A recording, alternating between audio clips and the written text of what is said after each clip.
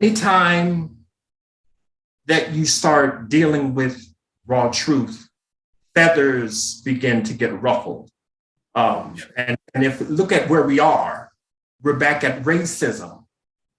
And my book is addressing narcissism abuse. I talk about myself, and I'm going to end it with there. I'll stop there with that. I said in an interview once recently, even with Peter, narcissism and racism are twins. Privileged behavior, no accountability, no empathy. And I say that because there are people that feel they don't have to be held accountable for anything. They could do whatever they want to do and get away with it. And this has happened so to the point where racism has gotten so open and bold as we've seen these last few years. And it's right in front of our face, and nobody doesn't want to be held accountable for anything.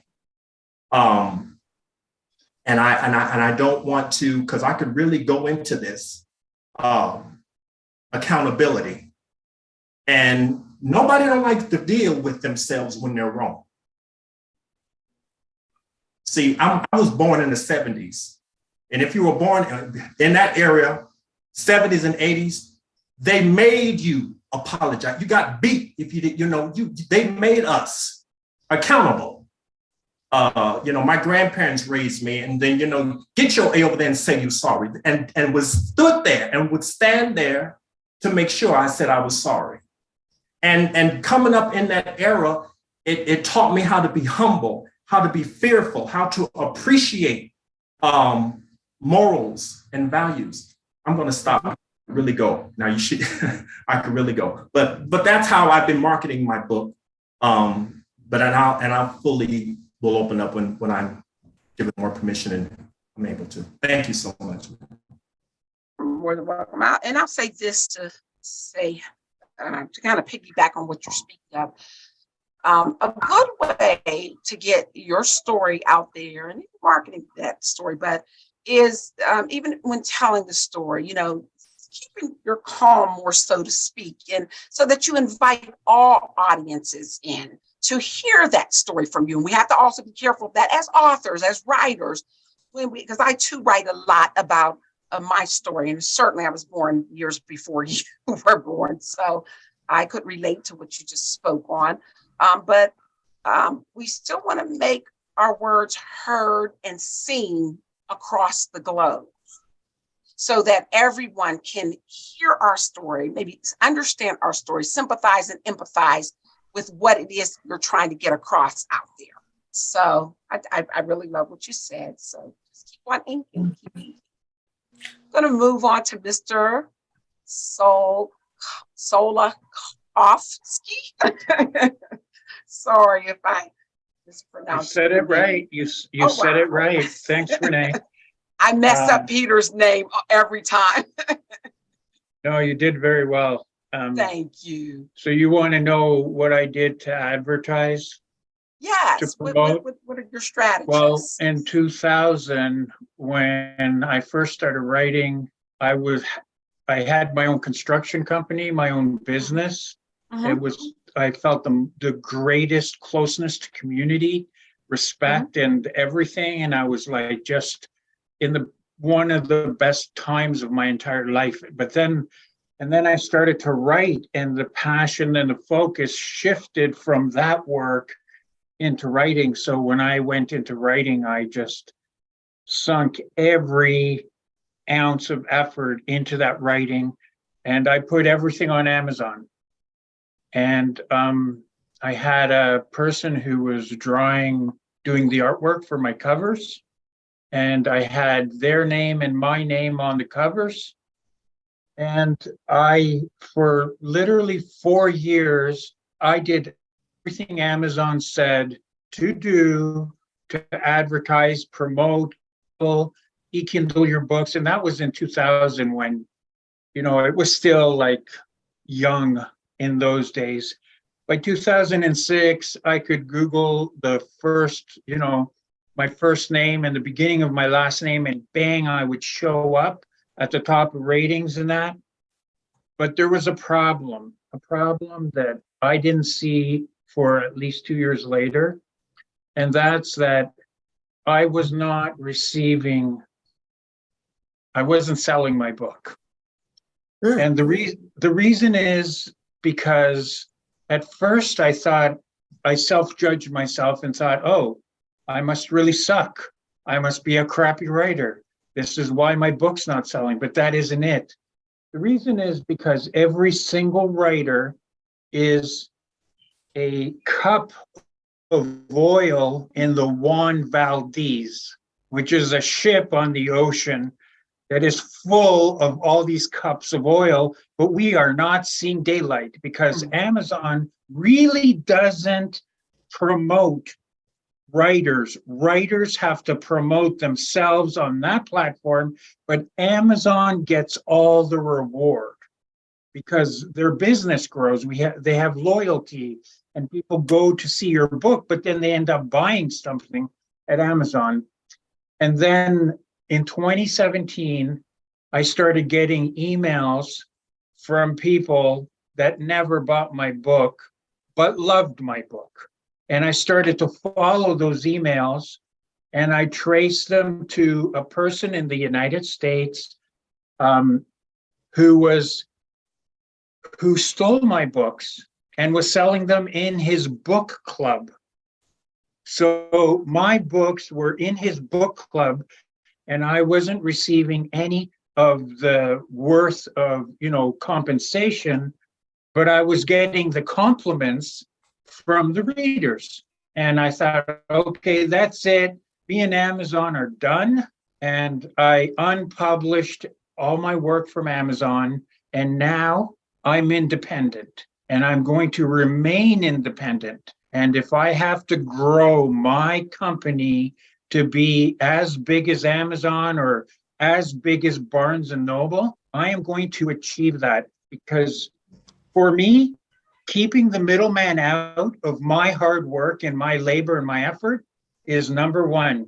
It's super number one. I recommend, this is one thing I tell every writer on Facebook, in writer groups, build your website, find a way to market your book on your website, and then market your website. Because every single book you write afterwards, you'll have it on that website that's in everyone's computer all over the world. You have literally created your own connection to your customers, to your readers, to people interested in you. You don't need the big corporate conglomerate. In the past, we wanted to be signed by publicists, yes, but those days are gone. Like, it's rare that you're going to find a publicist that's going to say, oh, you know what, Dimitri? We really like that cute little book you wrote like 10 years ago. We want to sign you. We're going to make you rich. It doesn't happen anymore. So we have the power now with computers and whatnot to create our own destiny. And that's what I'm doing now. It's a much slower rise than it was when I first put everything on Amazon and just pumped and pumped and pumped.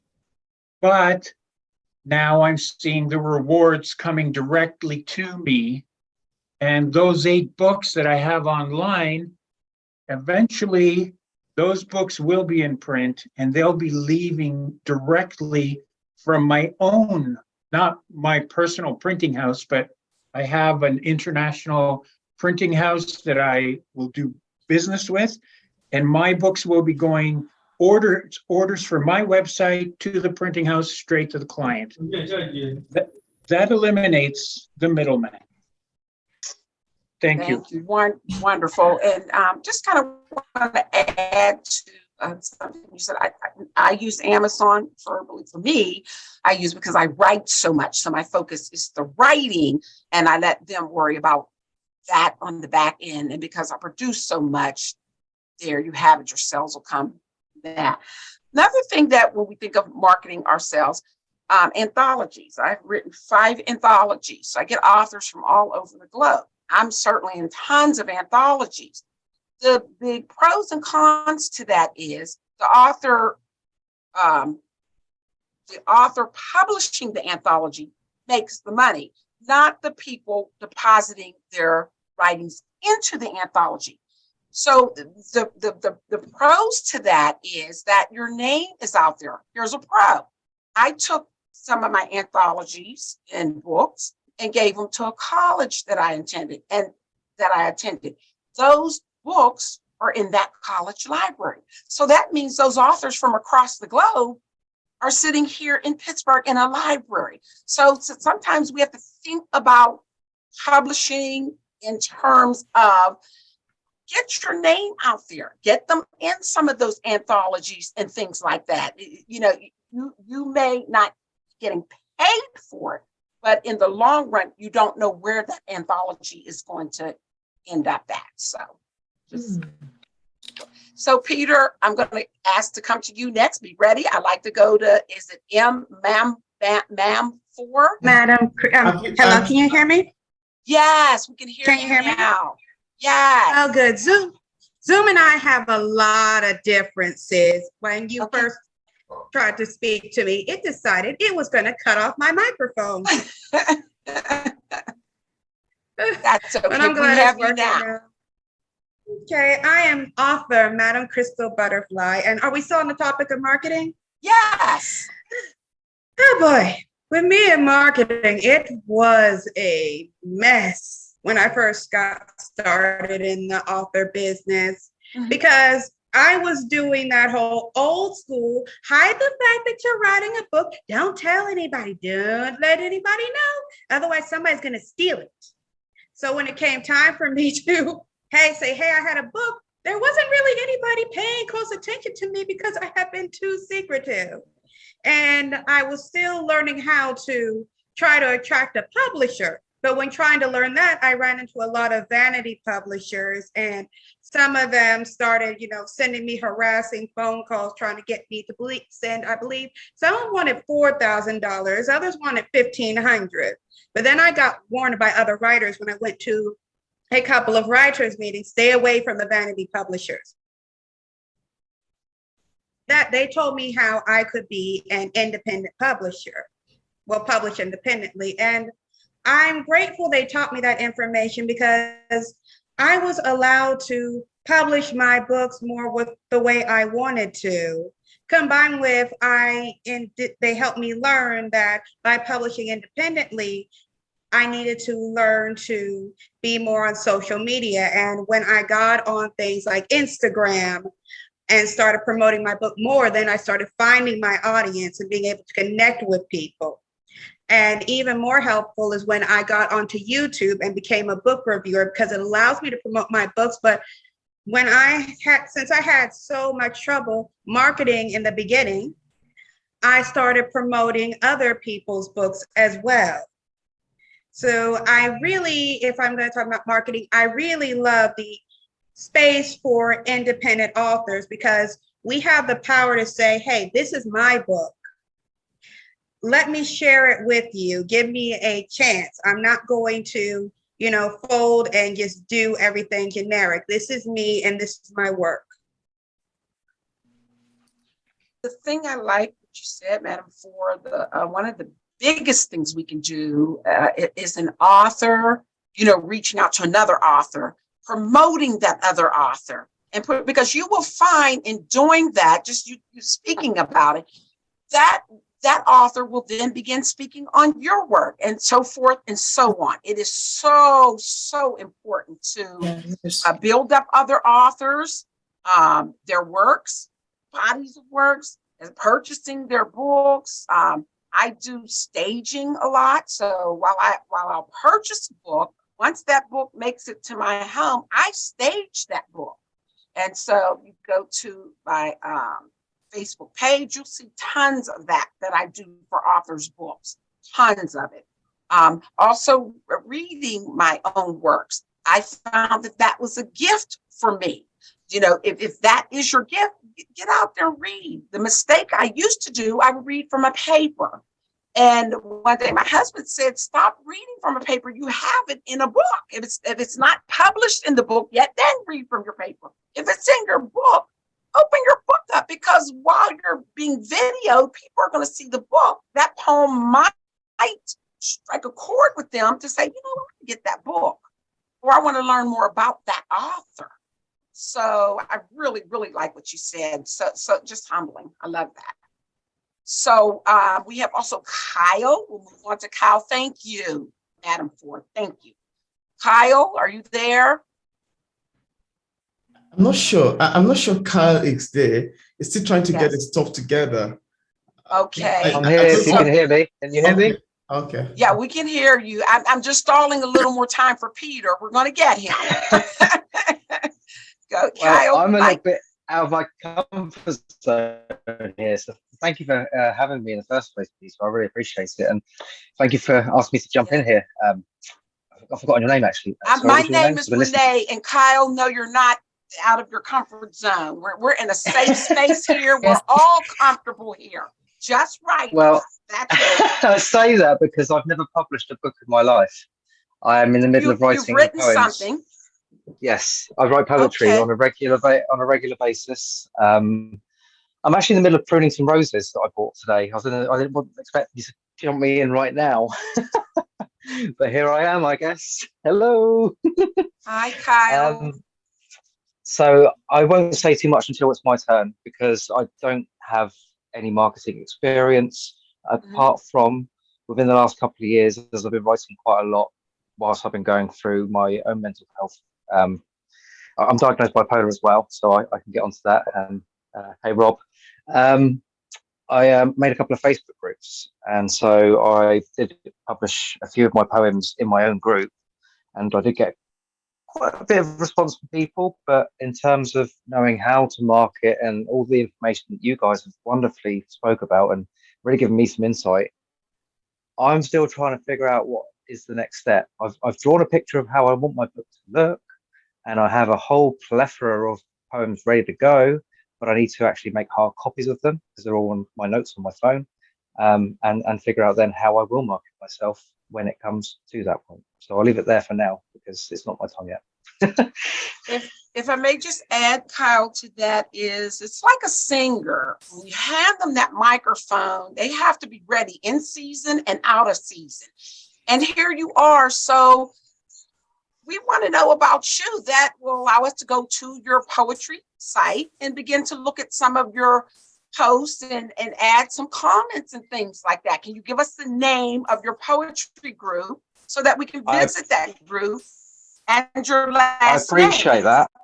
I appreciate that. But the thing is, that's on my old Facebook account. I actually had a moment that is a long story where I lost my phone into the ocean in June. And so I've actually not been able to access my old email addresses. I've not been able to access my old social media accounts. I've had to make everything new since June. So I don't actually have any groups anymore. I can't even access them myself because I made the security so tight in my own groups. I can't even get in my own groups, you know? So I appreciate you asking and being willing, but that will have to come in time. I purely was very fortunate to meet Peter through a literature, I think it's a poetry group on my old account.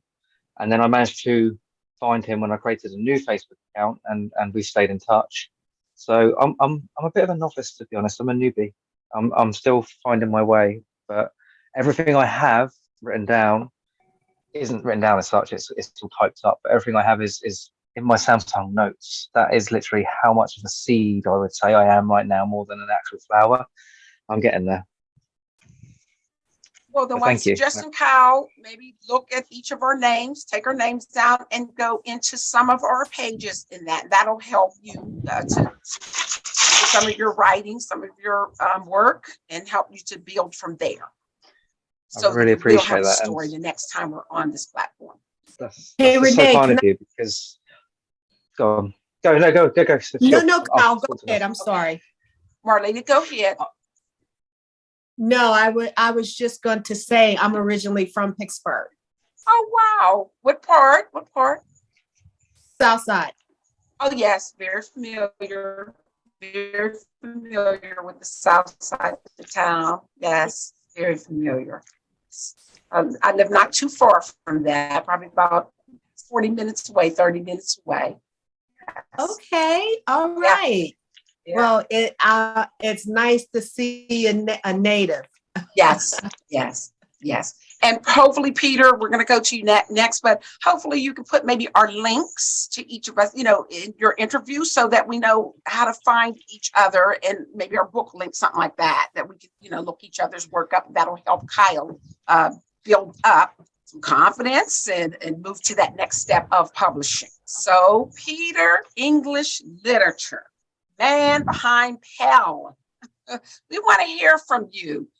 What are some of the marketing strategies that you do outside of the one that I spoke about with your brilliant book? Okay, thank you so much. I appreciate that. And you wanted to know my marketing's method and way. Well, I use email marketing. That's number one. And I use Facebook quite a lot. But it's quite sad that Facebook got my previous account, P English Literature, down. They have quite a lot of people wanting to, buy the book, wanting to read and review, and I don't have their email address, and it's just quite sad that I lost that. So I'm making resort to using Peter Okonkwo currently, which I'm still trying to reach out to people there. If it's not actually everybody loves poetry, because you have to find people that loves your kind of genre, people that love reading poetry. Because I've been imagining that if I'd had a novel public so far, I would have much people, because most of the people I've spoken with so far, they're more interested in reading novels than poetry. Yeah, aside that, I use my channel, P English Literature, as a means of reaching out to other authors and as advertising myself too. And I use Instagram. I'm all over the social media, everywhere.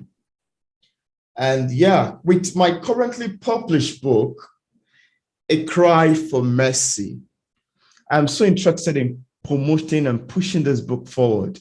And as such, I've reached out to quite a lot of beta readers. I think I sent to over 60 people for beta reading, and I'm still looking forward to have quite a lot of feedback from there. I sent to newspaper because I intentionally wanted to bring this up. So I submitted to newspaper here in Nigeria, and I got the book featured in the newspaper. I submitted to a newspaper in Zimbabwe. I'm looking forward to getting their response to that. Submitted to another newspaper, it's somewhere in South Africa. I'm waiting to get a feedback from that. I'm just looking out to look for ways to push it out to newspaper. And currently, I had an interview, physical interview, with some amazing person. They interviewed me on my books. First on this, and secondly on whose fault, kismet, impediment. I don't have copies here with me. I've given them out. Then the third one, fate, the danger of doom. So I had a physical interview, which is of course going to come up on P English Literature, because I haven't really been talking about my book on the channel so far. I've only been talking about other books so far. And yeah, I had a physical interview. I was very excited about it. It's a fantastic one. And I'm looking forward to getting that outside. Now, hopefully after the conference ending on the 12th of this month, then I'd add all of my videos out. Yeah, apart from that, I'm still looking forward for other ways. No, there's always ways out there for you to market yourself and reach out to people who love poetry and the stuff like that. Gather email, do giveaway. Yeah, do giveaway. It's very important to give books away. Send copies out to people for reading, both in ebook version and in physical copies, and get feedbacks. That's one of those fantastic ways to reach out to people and, have feedbacks on your book. Because another thing, reviews, they're very important in terms of promoting books. And, we all have to find a way to get ourselves to it. But more importantly, I love the newspaper feature. Yeah, I have one here. I have one here. This the Hope newspaper, which I got featured in. There's A Cry for Mercy over here. So this is like a book review actually coming up in a newspaper. It's one of those fantastic newspapers here in Nigeria. And yeah, I'm looking forward to other ones too. And also using my channel as a means of getting promotion to my own site as I keep doing for other people. Yeah, so that's a step I'll be using so far. I'm still trying to diversify my source and get it going. Thank you, Rainey. I love that, what you said. Giveaways are very important. Giveaways are very important. I always start in about July, I call it my Christmas in July, and it's kind of my first kickoff. And I always give stocking stuffers, which is a book. And I do it online and I'll send it to the author. And that's very important too. It also is connecting you across the globe. Now, I will say this. When you're talking about prices on shipping, sometimes to other countries. One time, one book cost $22 to ship, but once I said it, it had to go. so that's huge too. Video today, right before the show started, I didn't have a chance to put it up, but I actually marketed Peter's book again, his book, and giving him a shout out for allowing me to come on this platform. And in doing that, I also gave a shout out to the Raven Cage Sign, which is Jerry Hampton's magazine, thanking him, Jerry Langdon's magazine, thanking him for publishing the critical review that I wrote for Peter. So again, things like that are so important for us to do as authors. Whatever your gifts are, your tools that you have built within, use those. We're not strong in every area. Whatever areas we are, just hone in on that and use that on your platforms. You will see marketing others begins to market yourself. I asked Peter this question in the interview he did of me 3 weeks ago. If not you marketing, Peter, your own work, then who? Absolutely. So ask yourself, who's going to market you better than you? No one. No one. Did I miss anybody, Peter? Do we have anyone else on here that didn't get to ask the question to? No, I think you've covered quite everybody for that question, and that will make me to move into the next section now. Mm-hmm. Yeah, so I would move into the next section ought to be marketed and outing, but I think it's out currently. Probably I'll be joining later on and with having later on. So I'd love to move into Madam Krista Butterfly. I'd love to introduce her and have a talk about a book within the allocated time. So Madam Krista Butterfly has always had a deep love for stories. She's an African-American rather, half-Ghanaian born and raised in the great state of Georgia. Her passion is mostly focused on writing fantasy novels because she loves creating new and exciting works for people to enjoy. Inspired by twin cultural heritages, she has a passion for weaving cultures and history together to creating fascinating new narrative tapestry. So welcome on the show, Madam Butterfly. I even forgot, I should have bring copies of the books of the people that I've probably read here. I have a copy of a book on my shelf. I got one right here. But I'll say, let me pick it up over there and show it. So I hand over to you. Okay. Okay, Everybody hear me? Yeah, I'll share it to the screen. Okay. Yeah, some of them Butterfly, you can go ahead with that. Okay, can you hear me okay? Yeah. Yes. Okay, Zoom and I have our difference. But I am author, Madam Crystal Butterfly, and I am the author of 3 fantasy books. My first book, if you can see this, Curse of the Frog Prince Part 1, is available both in physical and digital. This is my 3rd book, but the 2nd entry into the series with Curse Prince Part 2. My story, Violet Evergreen in the Seeds of Rebellion. Now, before I get so much for hosting this fabulous event, and thank you to all the brilliant writers who are attending. It's so wonderful to have events like this to talk about our work very interesting stories. Frog Prince to my butterfly tale, where you get to meet Princess Akenyi, who is not situation right now. You see, her kingdom has been at war for many. When everything looked bleak and the war would never end, another kingdom came in, defeated her enemy, and looked like, hey, we want to make a deal for peace. And, you know, she wanted peace. Everybody was down with the whole peace idea until the kingdom that said they wanted peace, kings murdered her father and then put her in a situation where she doesn't marry this jerkwad, he'll slaughter all her people. So when she's at her lowest, she meets to help her out with her whole crazy king situation. But he's not willing to do that for free. She's got to make a deal with him. Now, focusing on the frog, Curse of the Frog Prince is actually a alternative fairy tale of the Frog Prince story,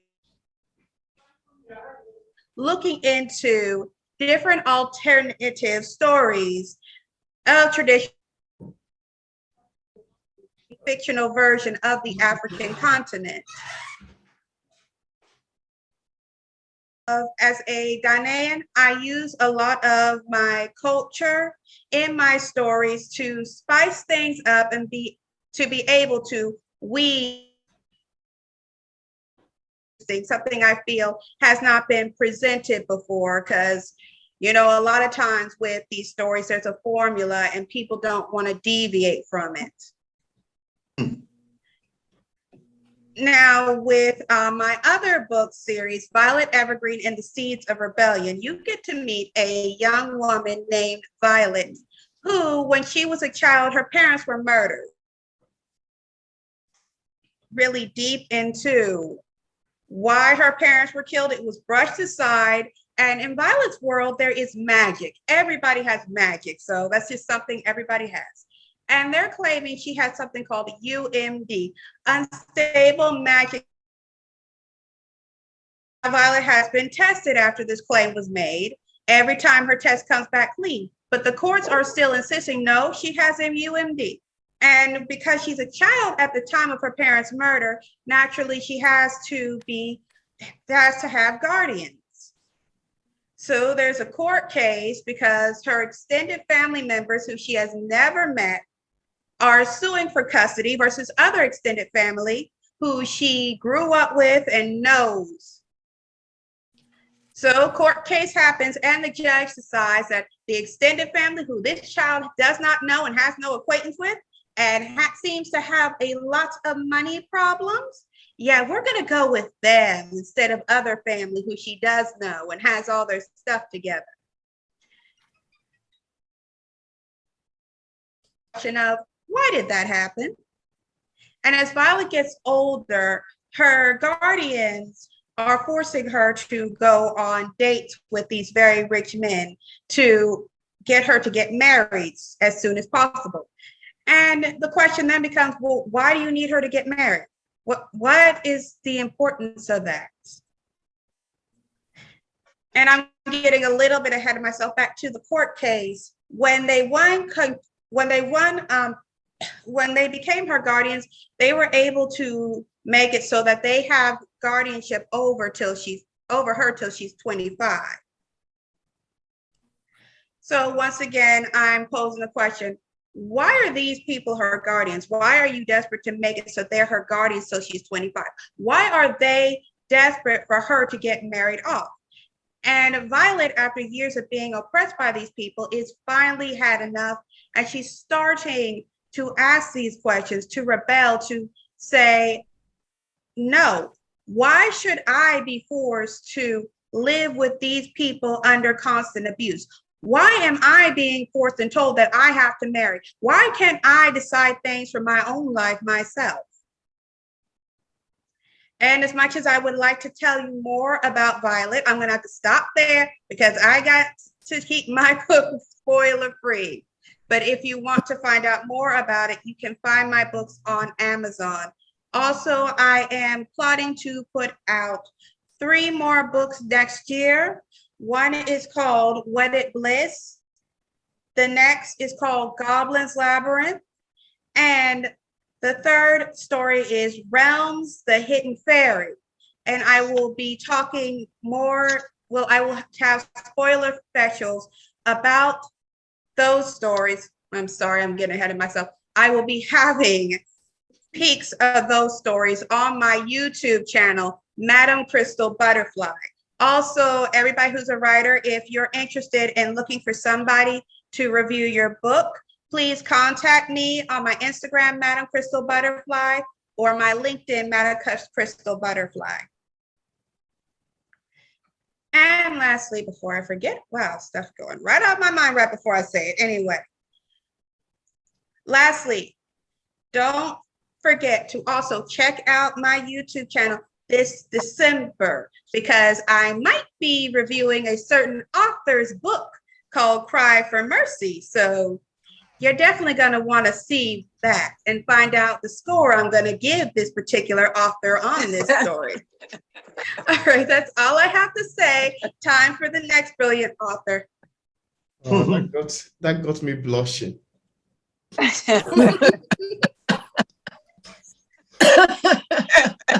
Don't tell anyone. Yeah, we got to keep that a secret. Madam Crystal, what's your YouTube channel? It's Madam Crystal Butterfly. Okay.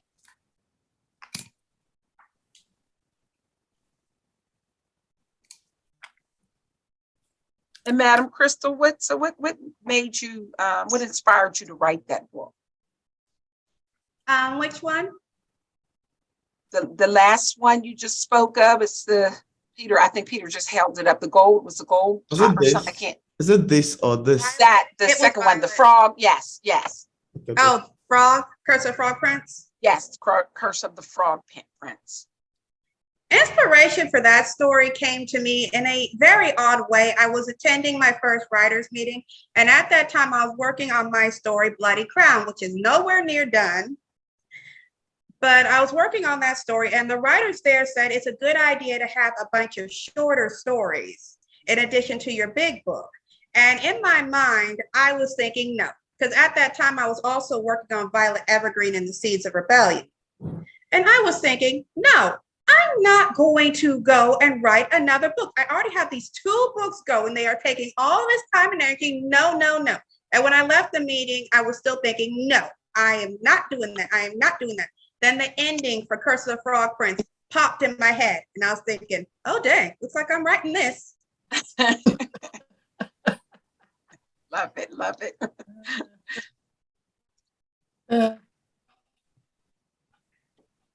That's amazing. So I should have another author coming on the show, Omar Majid, but it's not currently available. And I should also have Martin Alton talking about his memoir. Is unavailable to probably he'll be joining some other day. Yeah, we'll be moving into the next section, which is going to be taken by Dimitri Solas-Kofi, which is him delivering a speech and staying motivated as a writer. Let's get to hear from him what he has got to tell us about the art of staying motivated as a writer. Yeah, so over to you, Solas-Kofi. I love that name. Yeah, you love the name, but you're saying it incorrectly. Here, I'll tell you how to say it. It's Sol Kof Ski, which, if you think of it as sun in a clear sky, because when you cough, you're clearing your throat. So sun in a clear sky, Solokovsky. All right, that's my Indian name. Yeah. So staying motivated, it's a matter of perspective. Can you hear me okay? Yes. I just wrote a few notes here. It's a matter of it's a matter of perspective, because motivation, I don't know a single writer that isn't motivated, but in the writing groups, I see it all the time. And all it is distraction. People are distracted. They have lives they have responsibilities, and then they put their writing down. They sort of forget their, their plan of action. They forget their thoughts. They're not they're not jotting notes down. And then when they get back to their focus again, it's like, what am I doing here? What was I thinking? Why am I writing? What was my thought? So staying motivated is staying focused again. And for me, I've taught myself this because I spent 25 years as a Reiki. I don't know if you guys know what that is. Master healer, coach, ordained minister. So I have a lot of healing skills for being with people. So I've taught myself to do one thing when I'm writing. And maybe it'll help other writers. And that is, from the moment you wake up and you say, you can connect your I to every single thing you do, every single person you see, every single interaction you have. As soon as you attach I to it, you will never run out of stuff to write about. You could get up, go outside, see something as small as an ant, and you could say, I am going to write about the ant, or I am going to create the story about why this ant is walking in front of me. You could write anything about anything, and the only thing you really need is the belief system that you are a writer. So if you're having self-doubt about your ability, let it go, flush it down the drain. You are a writer, and start writing about everything, even silly things.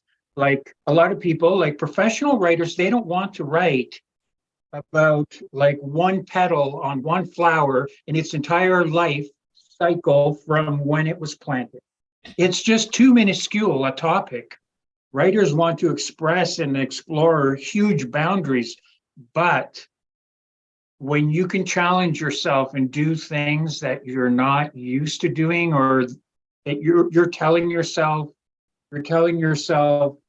oh no, I could never write about that. As soon as you can write about that, you're automatically self-motivated, and you won't run out of things. I cannot fathom how someone could run out of something to write about. And I mean, even after fiction, if you start writing factual, I mean, all the information is out there already. All you have to do is research it and put it together and present it, correct? So that's what I have to say about it. That's it's probably a little bit of a, I did have, let me see what else I wrote here. Yes. I wrote that you will write, if you can write to breathe, and you will have two things. You'll have expectations and you'll have extremes. So your expectations are wealth and recognition, and extremes are disappointment and failure. So this is how it happens when you start to get fanatical about what you want from your writing. That is where you lose your motivation to write. It's suddenly your focus is off writing, and it's on some other goal that you think writing will bring you. And if you just turn your focus back to writing, everything that you want will come back to you. I've lived through this change, like from the construction to the writing. I turned my focus away from construction, turned it straight into writing, and then it was impossible to get back to construction. It just couldn't be done. I had swayed my focus so greatly And well, I'm not regretting it now, but at the time when I was still teetering, when the books were stolen and then I was unpublishing them, there was 2 years of like heartache that I went through, that like questioning every single thing that I wrote and everything I felt and all of that. But you know what? Eventually I figured out a lot of things about self-purpose, self-worth, and how to attach that self-worth to everything around me. You know, I haven't said anything because I'm probably a year away, but that book that I did send you, I told you I was rewriting it, and it'll probably be out by 2024. And one of the most important things that I'm going to teach in that book, which I'm not sharing the title yet, but it's going to be the fact that if everybody on this planet, like writer or not writer, could actually be their full selves in their full experience without even thinking about outside factors, we would be a completely different people on this earth. Completely different. I'm not saying not to care about other people, but I'm saying that if we can experience our lives, because we run from our lives, we run from our fears, we run from, you know, like someone might have said, like I was too big or too small or too dumb or, you know, something when I was a kid, and then I will be hiding from those words for the rest of my life. But if we could learn to realize, he name called me or she name called me or whatever, they don't know what they're talking about. I know who I am. And if we live from that perspective, I mean, all of us, not just writers, not just a few of us, not the ones that suffered, but everybody, that is what's going to be in my rewrite of my book. Because the book I shared with you was all about some of the traumas I went through as a child. Just some. I didn't touch all of them, but just some of them. So when you put yourself out like on a raw, not caring what anyone says, like you're basically exposed to everyone's criticism and everyone gets to think what they want about you. I lost all my friends. They all, you know, started labeling me all these different things. And it's like, okay, well, you guys can have your opinions. They're not true. I'm who I am. I know who I am, and I'm doing what I want to do. And that was it. So staying motivated. I don't know. Is there anyone in this group here? I've enjoyed every one of you, by the way. I've enjoyed listening to you talk. I've enjoyed hearing your stories. This is my first time being interviewed, and I'm telling you, I'm looking forward to it happening again. It was such a beautiful experience. I personally want to thank everyone who showed up today for Peter's show, and I want to thank Peter as well. This has been an incredible experience. Thank you. You're welcome. You're welcome. Yes, so I'll be moving into, we actually have different ways of staying motivated as a writer, which could have be a kind of an open discussion. But yeah, I'd love to move into the next speaker, which is Omar Majid. I'll be introducing Omar Majid shortly. Yeah, so he'll be telling us about his book and his writing process. So Omar Majid was born in Crewe in 1984 and grew up in Hereford. He went to Hereford Cathedral Secondary School. In 2002, he was one of the 4th young poet. He spent most of the next decade studying FDA in photography at Hartford Art College, graphic design BA at Kingston University. In 2016, he did an art foundation leading to an MA in fine art in 2018. Omar spent his time writing, painting, and playing music. He lives in Hereford with his wife and daughter. So I'll be handing over to you, Omar, to pick it up from there. Thank you for the introduction, Peter, and thank you for inviting me to speak at your conference. I'm sorry my health hasn't permitted me today to be here for longer and hear everybody speak. I hope it's gone very well. I'm sure it was very interesting. As we only have a short amount of time, I'll, without further ado, introduce my book, Dewey Decimal System. Here's what it looks like. I wrote this 3-4 years ago, something like that. Over the course of a year, designed the cover, had them printed. It's on my own desk publishing imprint. You can go to deskpublishing.co.uk to see the zines and books I've made other than this one as well. The book, without sort of dilly-dallying too much, is based on the conceit of the Dewey Decimal System, which you'll probably be familiar with, writing classification system in libraries. It's poetry using the prompts of every category of human knowledge, effectively, which is within the Dewey Decimal System, how they label all the, whether it's science, psychology, mathematics, English, art, whatever category. There's poems from all of that. But as I said on the back of the book, which I could read to you in a moment if there's time, I filtered all of this thought from my own personal experience through my own thoughts and personality.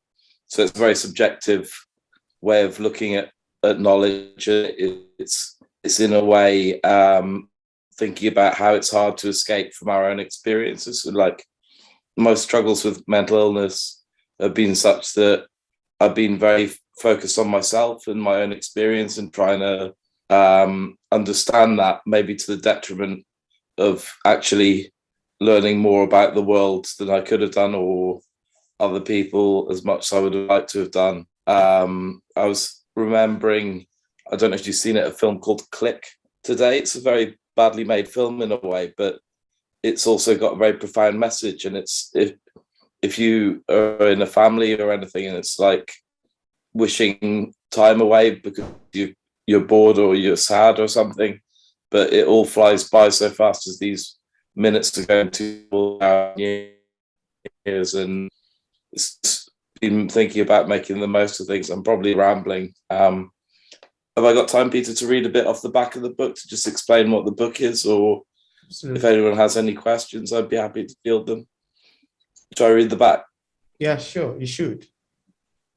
An epic poem based on the Dewey Decimal System, conceived as a joke, an exercise in absurd persistence.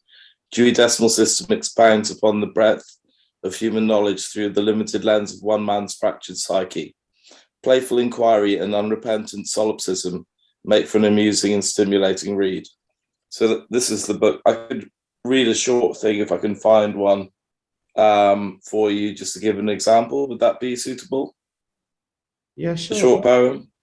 Yeah. I've just opened it on a page at random. 253 in the Dewey Decimal System code is pastoral office. So it's responding to that prompt. I have had my fair share of pastoral care over the years I've been in education. If I could be aware of what happened there, I'd be wiser in relation to all the scares that happen out there. I might be lost, but let's please change the station.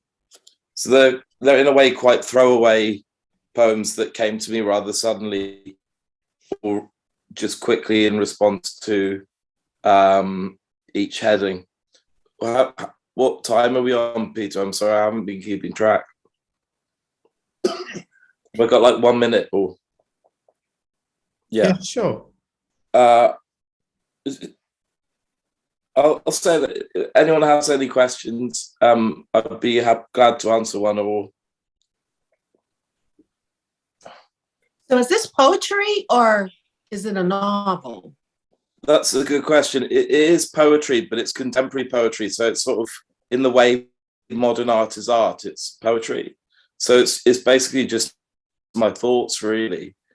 But I'm presenting it as poetry and wanting it to be taken as poetry. Okay. it's also mostly non-fiction as well. It's sort of a weird biography in a way. So is it more like prose? Yeah, sort of prose poetry. Some of it rhymes. There's variation in the style. Terry, did you have something to say or no? The back of it, there's a bio was written as a seat for a course I was doing in graphic design, which is how I learned to put the book together and stuff. And it was like a joke that a CV could be a life story rather than a list of jobs, because I hadn't had a lot of jobs because I've been ill, but I've had a lot of experiences and stuff. Yeah, that's great. That's great. Thank you so much for adding that to it. Now I'll be moving into our next speaker, which is Cale Austin. I'll be reading his bio, so you can have an idea of who Cale is. So Cale Austin was born on an island southeast of the United Kingdom called Portsmouth. Portsmouth is a birthplace of Charles Dickens, Arthur Conan Doyle, and fun fact, was a place of growth for Arnold Schwarzenegger. I'm not sure if I'm pronouncing that correctly, in the 1960s. Cale is currently an unpublished author who was diagnosed bipolar in 2020 after a breakdown that saw him sectioned at St. James Hospital for 3 weeks that year. This breakthrough in physical terms is more understood as a spiritual awakening. Cale is psych, a healer, and a man of faith. Cale is going to give a little detail on the Fox book intent to publish, and we'll read one of his poems. The poem chosen was written last November, and the Fox he had written in over a decade. So I'm going to hand over to you, Cale, to pick it up from there. Thank you very much, Peter. And you're getting close to the name pronunciation. It's Kyle, but you're all good. And it's interesting how me and Peter met. We met in a poetry group, and you have the same name as my father, who unfortunately passed away last year and has been a massive inspiration to a lot of what I have been writing. And my life has been kind of spiritually shafted, shall we say, in polite terms. So I've had a lot of things happen, and I've put it to paper in that respect. So without taking too much time, because I did speak a little earlier, which I'm grateful for the fact that was added in there with marketing, even though I don't know much about it, but I learned a lot from everybody that spoke. I want to show you what I've drawn as a base draft of what I would like my book to look like, and I'll read you one poem. So this is an idea of what it would look like. So the basis is there's a green background, there's a red heart here, and then you've got black, which is meant to be dripping down the page. And my representation is that red is decency, green is the mind, and black is pain. And it's a combination of the three things together, because I created my own legend of colours, the hearts, and these are the top three, and it's kind of my insignia. So the idea is to go and give you an idea of what the book will include, which I'm still finishing off. I haven't quite got there yet because I'm still organising everything. So if everyone minds, I'd like to read a poem, if that's okay, from my works. Okay. This one's called Melancholy. I wrote this in November last year, and it was the first poem I wrote in about 11, 12 years. I hadn't written anything, and this came to me. Rainbows and miracles are not what life seems. I hear the loud noises, they echo and scream. Feeling the thoughts intertwine in and out, sitting in silence, I wish with a doubt. Watching the ebbs and letting them flow, tracing my lifeline away from sorrow. Destiny calls us, but what does it say? All I can think is what's keeping me at bay. Raindrops and storm clouds call me out in the night. I admire bright colours, others hide in such fright. Alone in this darkness, I wither and wilt, seeking forever on a battlefield without even a hilt. Yet out in the distance, when hope is all lost, others just like me know what it takes at the cost. Years of lost shadows and souls of this earth, choose a righteous path, giving the ignorant wide birth. Shallow it shall seem to those not tuned in, The fight we've been fighting, it came from within. I see beautiful faces who don't know their worth, hated and tormented by those with the curse. White feathers and angels go hand in hand. They are just watching and waiting for us to take our last stand. For a battle it rages in the heavens above. They are looking for hope like a shooting star dove. Peaceful bliss sunshine is what we all dream of. Secretly thinking, could it really have been love? Times they are changing, but is all as it seems. There's too many cracks, faceless minds getting lost in between.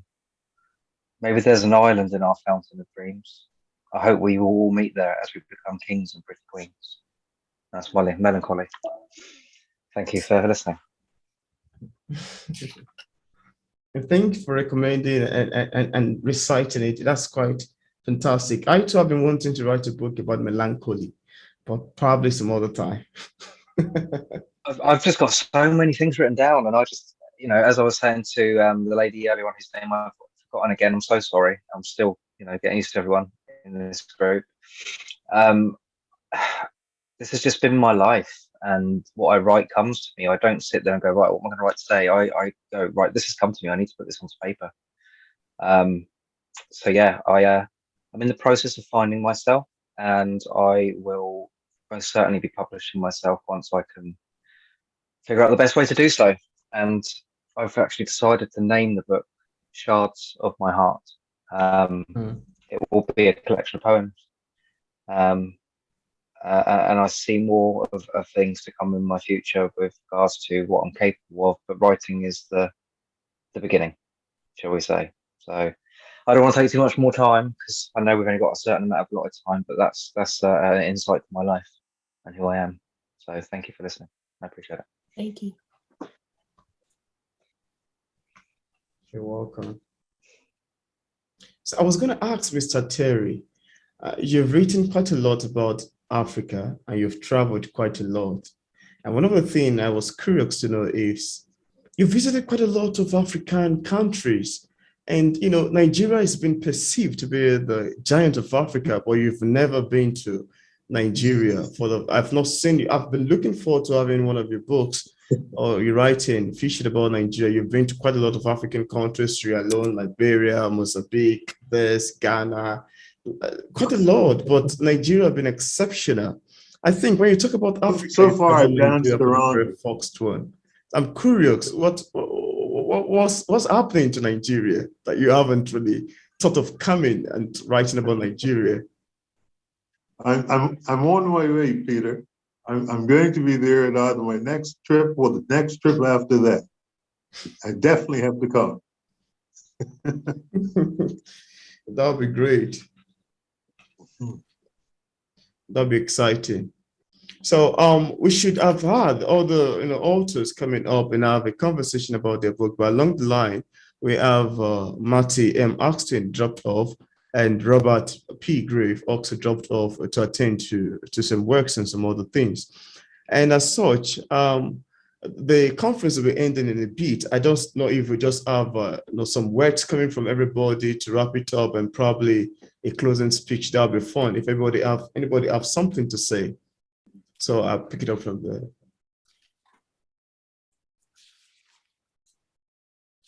I'd like to read a piece Peter wrote. I read it at our last interview, but we have that glitter stuff going on. So I'll take this piece out of my book. And also, before I read this piece, I want to my latest book that I published. This is one of the anthologies, We the Poets, for the Poets, by the Poets anthology. And then I have Great Minds Think Alike anthology. These were with authors all over the globe as well. Poetry Just Got Real with my friends across the globe. And then What the World Needs Now is Poems, Sweet Poems. And these are 4 of my anthologies. I have 5. So I'll read a poem titled Ain't Got Nothing But Pride. And I wrote this while in grad school at Chatham University. Stolen from my motherland, goats sell me to the Indian land. Bible says it's the promised land. I question why. Why don't you hate me so? Ain't got nothing but pride. Heads held on high, chin to the sky. Don't think I'm better than. Ain't got nothing but pride. And I'll walk with a strut, swaying these big bone hips, pep in my step. Cornbread collards and ham hocks to blame for all this. Arrogance claims my face. Uppityness is what it is. I can't escape pure grace. I come from diamond, salt, gold, iron, cobalt, copper, silver of old, petroleum, cocoa beans, wood, and all tropical fruits. The one cannot have. Ain't got nothing but pride. Don't hate me because I smile from your seas to shining seas. This land's your land. No dog in this fight. Ain't got nothing but pride. I come from kings and Ethiopian queens. Remember Sheba? Solomon's love surely can't hide this black sister's pride. He loved her way back then and still dotes on her again. And throughout my created plight, ain't got nothing but pride. That's why my head held on high, dedicated to sisters walking tall and carrying a big stick. Thank you. Ooh. I love that. That was amazing, May. Yeah. Really cool. Really It's cool. really good. I think Yep. it just kind of gives power. We empower ourselves sometimes as the African American woman because Yeah. oftentimes we're seen at the bottom. So I thought in writing a piece such as that, what can I do that says we ain't got nothing, but we got our pride, and just kind of letting the world know this is what we come from. So thank you all for receiving. Nice, Renee. Thank you. And I'd like each of you to please connect to me on Facebook so I can follow your works and comment on some of your works and or look up some of your books and possibly get some of the books. Do you have a way to contact you outside of Facebook? Facebook's locked me out for some reason. They're demanding I show ID. Oh, wow. I'm on the LinkedIn, or what about LinkedIn? Okay, LinkedIn works. Yes, I'm on LinkedIn. Okay. Very nice. Thank you. I Yeah. was just going to ask if Peter was able to share everybody's, social media names, so I can then, Yeah. same as yourself, find everybody. Yes. If Peter, you don't mind emailing, a list of everyone's name, if everyone's comfortable with that, and then I'll go follow everybody, and we'll, see what we can do from there in terms of, communicating and keeping in touch and helping each other, like you said yourself, Renee, earlier on. I like that you took charge of that and got everyone to say something about, because it taught me a lot. So just wanted to throw that out there. Hey, Peter, maybe you can put that in your comment section on the interview so that we have each other, my Facebook name is my name, Renee Drummond Brown, and that's what my books are all listed under on Amazon. So, but we'd like to see everybody so that we can definitely connect, Peter. Yeah, I'll put a link to everybody's social media handle in the description part of the video. So I would just like to say one thing before we part. Okay. I think it's real important that we find mentors, that we can align with. I think that's so important as authors too. And also to never be afraid to ask a question. No question is a stupid question. That's how you learn. Come on.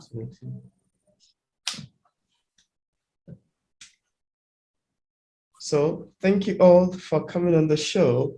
I don't know if anybody have a kind of any other thing to say as a kind of a closing speech or something like that, or I just say thank you. Peter, I just would like to say one thing.